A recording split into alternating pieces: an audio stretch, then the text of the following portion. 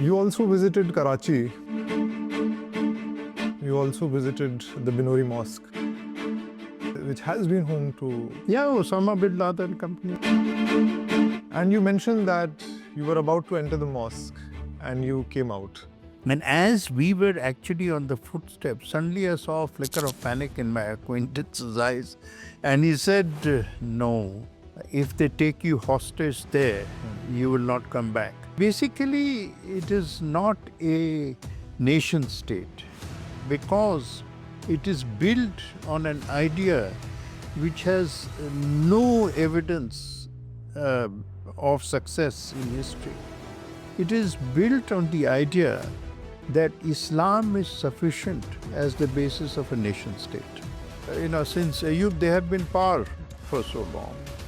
They have been in power forever. Generals in Pakistan are in power even when they are not in office. And some questions on the present dynamic. And there were hundreds of thousands of people to welcome him. How do you see that transpiring? Because there's been always this whole apprehension that... You must understand one thing, that for the Afghan, whether they Afghan are kings, Shahs, Karzais, Gilanis, civilian government, the key to their understanding of the state is Afghan nationalism. It's been almost 12 to 13 years that your best-selling book Tinderbox was published. And some of the arguments that you make still hold true. And because this year we've had a rough patch in the Indo-Pak ties, we want to bring your book.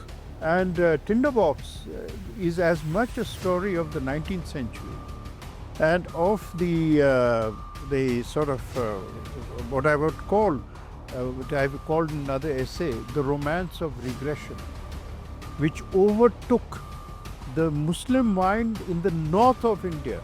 And this point is extremely important. What really is the nature of that attack that took place, the last attack took place, Pahalgam? Right. Munir's speech. Right. Which a few months ago, just before the awful terrorist attack. It's a speech of supremacism, not a supreme equality. That because we belong to a certain faith, we are superior, we are supremacist.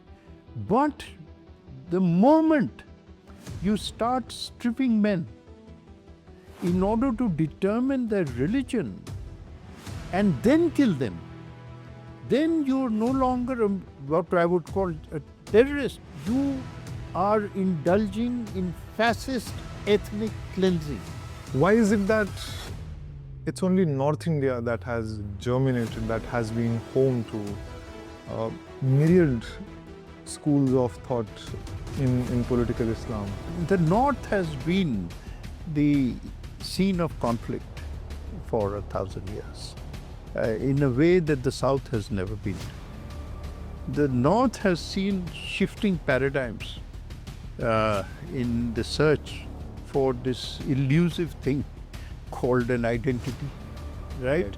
What I would call factional identities rather than an Indian identity. The Muslims who wanted to stay back in India, they had a very specific... The majority of Muslims stayed back in India. Exactly. So when we look into what the critics feel, that the moment they demanded a personal law, that itself becomes a kind of a conditional bargain. Is that true? It took the Shah Bano case for awareness to be built up about the need for reform in Muslim law. And for a large number of reasons, there was a continuous effort to block reform. But in reality, we have moved a very long way.